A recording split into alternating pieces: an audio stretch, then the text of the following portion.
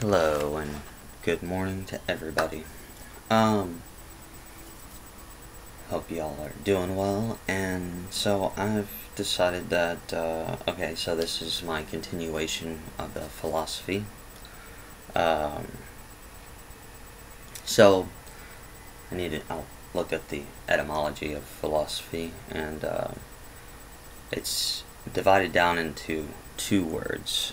It's divided into philo and Sophia, which philo means to love in Greek, and then Sophia means wisdom, which will actually be important, kind of like later on when I get to Young. Um, so today's question is, what is real? And that's one of the main philosophical arguments.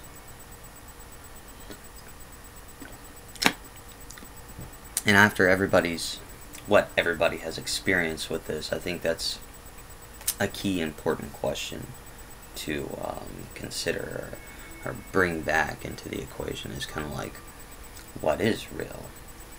And so from what my understanding of everything is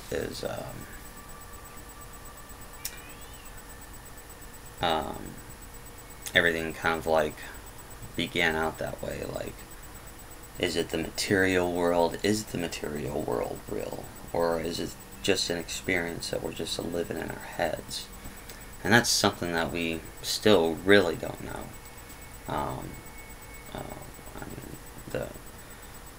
Let's take the outside world, for example. Color is not real. Your mind creates color. So, like, my blue could be your red and vice versa. Who knows? It's something that we can't see in one another.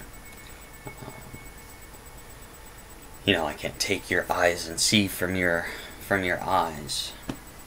And there's no way that we can describe it the same. You can't, like, tell somebody who has not ever seen color so good of a description that color appears in their head. And yeah, your mind creates it. And that brings into question, if your mind creates color, then what exactly or what else is your mind creating? We know that the mind can also create memories. It cannot remember things, exactly. And then if you want to also get down to it, it takes, 8 seconds for light to reach the Earth, which means that we're seeing the sun 8 seconds ago, or that, a star that's a million light years away is literally, us seeing what the star looked like from here a million years ago. And then your mind even has a delay.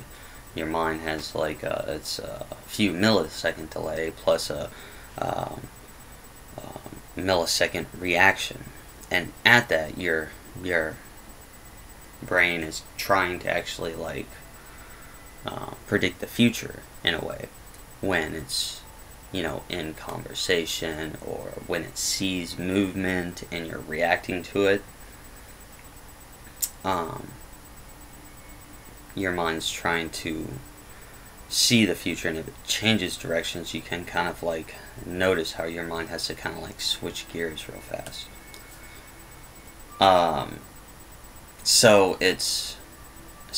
For one, you aren't really ever living in the present.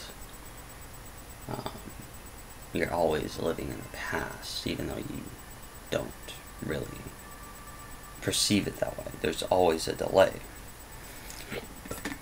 And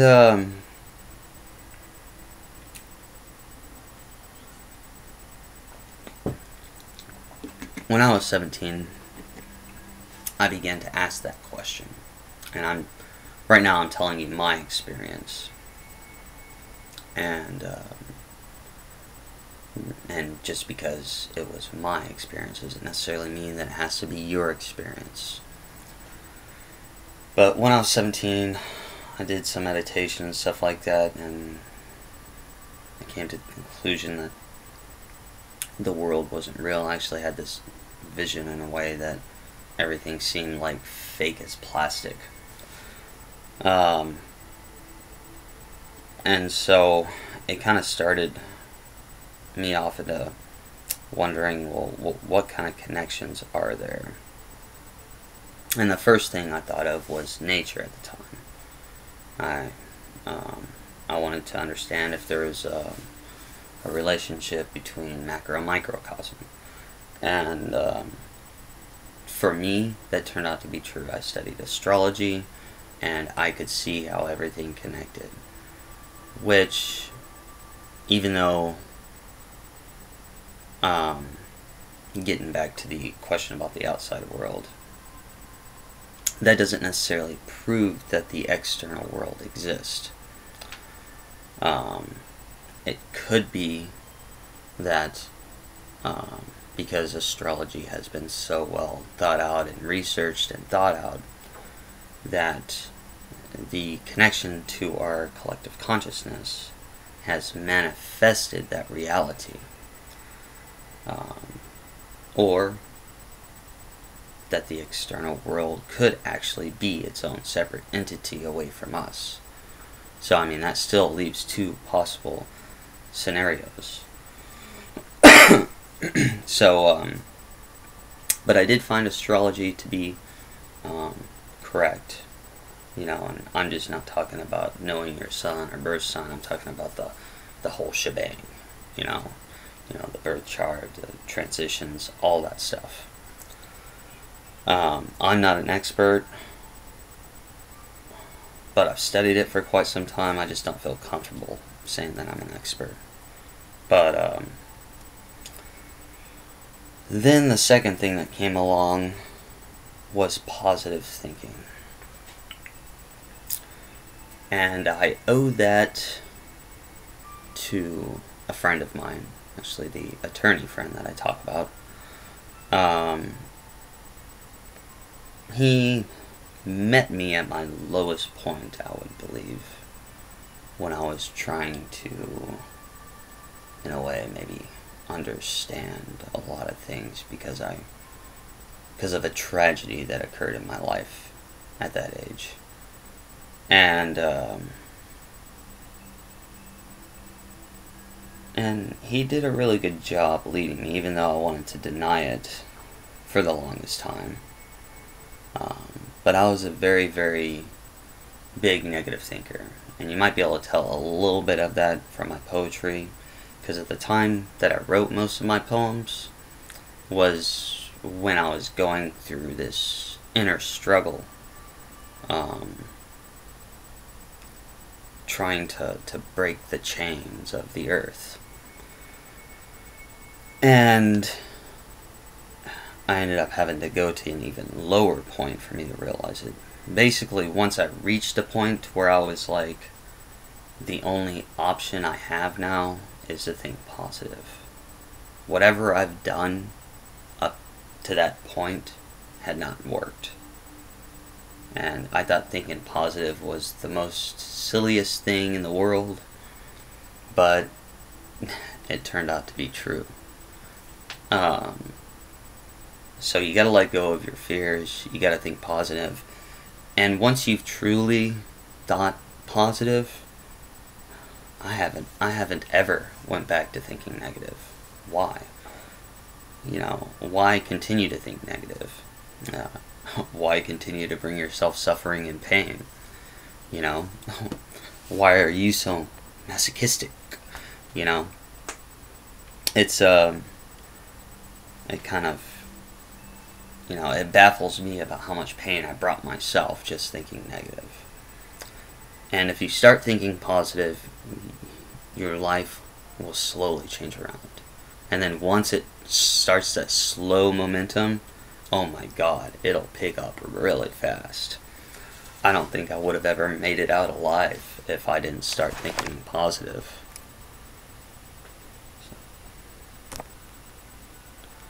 And so that was a real big key aspect of mine.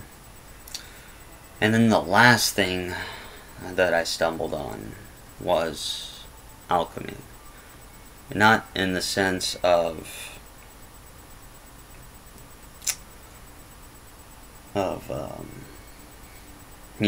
the actual, process of alchemy, trying to turn something into gold. But the dream psychology, the Jungian psychology, and that also helped me out a lot. And Jung is something that I'll get into, and it was kind of him who sparked my interest about the entire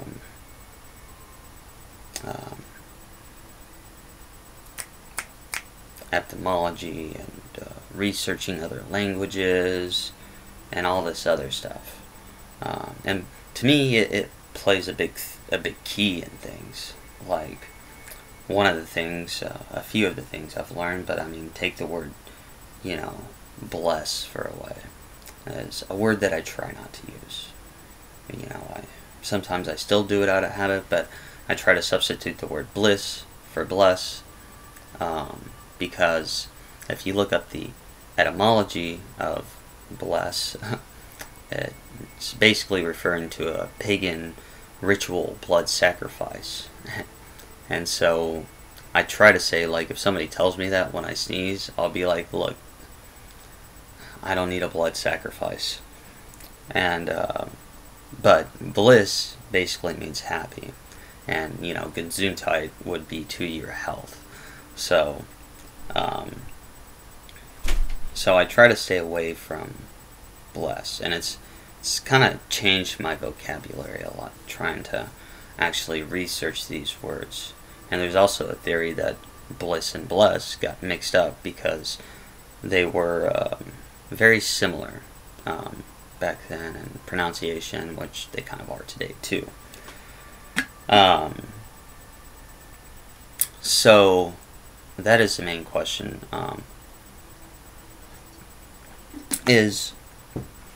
And that's something we're going to talk about from other philosophers. And that's where we're going to start. And we're going to kind of build up, and that's going to bring into question kind of like law and everything like that. But from my standpoint, from what I've researched, after I forgot everything when I was 17, everything that this world programmed me. And that's something. There's a book called Man in the Mirror that I read at one point. And one of the things that I found interesting in there, not quoting it verbatim, but it was, why do you guys focus so much on trying to fix the outside world? And you notice that it always fails. I mean, from the election to the financial economic systems to even government itself. I mean, when you put your entire focus to the material world and you don't focus on yourself, everything gets all lost.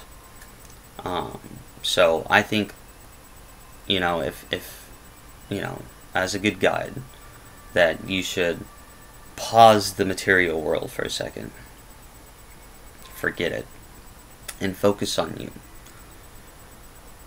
Focus on that inner world. Get that inner world straightened out. And then once you get that inner world straightened out, then you can start creating.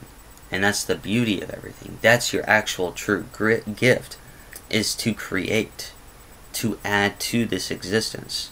But if you're full of the material world's ideas and not your own, then you're just going to add to failure.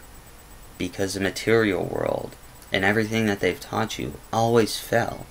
And what is the logic or the reasoning and trying to keep on doing something that fails. And I'm not saying that we don't need government or economic systems or anything like that, but what I'm trying to say is we need to quit repeating the past, because that's what we do. And that's what the material world teaches. The material world doesn't want you to win. It wants you to lose. And truly it's not all about winning or losing. It's really about existing to your best ability. So focus on the inner world. And once you get that inner world straightened out, then you can create. And it's a very powerful, like, I feel like I have a connection to the collective unconsciousness. I believe that my thoughts are so powerful that I can just create with them. And I've, proven that kind of time and time again. But I don't do it for, like, to be wealthy or to be rich, because to me it's not about any of that. What it's about is happiness, mostly. I want to do things that give other people the possibility to pursue their happiness. I don't want to interfere or to keep them from doing that. You and everybody deserves happiness. They deserve life, liberty, and happiness. And I ended up believing that everything's all connected.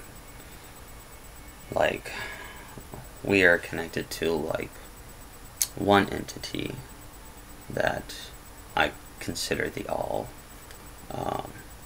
that is a part of us, and that is a part of everything else, because the all is trying to understand itself, or trying to understand a lot of things, really. I mean, I can't really say, because, even though I'm a part of the all, I'm not the all itself, in a way. I'm not the actual whole of it. I'm just a piece of it. And so we're all connected. Everybody's their own universe. Everybody's their own sovereignty. And that's another thing that this whole philosophical thing brings into place, is that you are your own sovereignty, and you really need to claim that right. Before the earth was called the earth, it was called the material world. And it wasn't even called the earth until about, I think, they didn't start using it until like the 14th or 15th century from what I've researched. And before that, it was always referred to as the material world.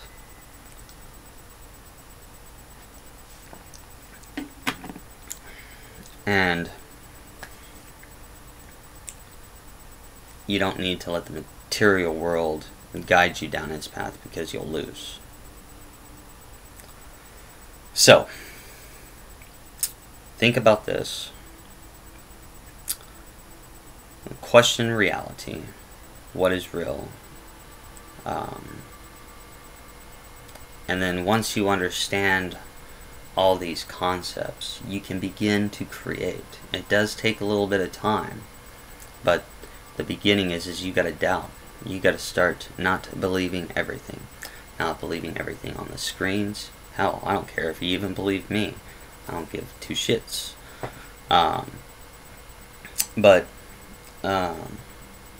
Because it's all lies. It's your theater. You're not in control of that creating. Somebody else is creating that narrative, trying to get you to believe it. But you need to believe whatever you want to believe. And they can't take that away from you. And just because what you believe doesn't add up to what they believe, does not necessarily make that not real. Or whatever you perceive in your reality is real. But it shouldn't be fed to you to make you believe that for some kind of evil purpose. And that's why I've kind of brought this whole thing into discussion, is to begin that conversation. I'm hoping maybe someday, somebody will see these philosophical videos and actually use it to guide them to their own awakening process. And this is how it all begins. So I think I've been blabbling on a little bit, but on my next philosophical video, I'll start discussing some of the philosophers. I wanted to do these two, the one I did previously and the one I did now, to kind of like create the foundation of kind of like what it is that will be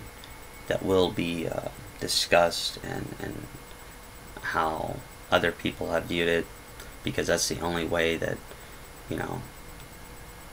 we can kind of start to get that deeper meaning, is first learning from other people who've kind of thought about this question a lot.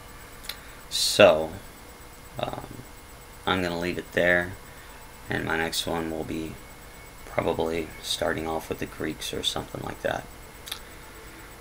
But peace, have a good one, and I hope everybody's doing well.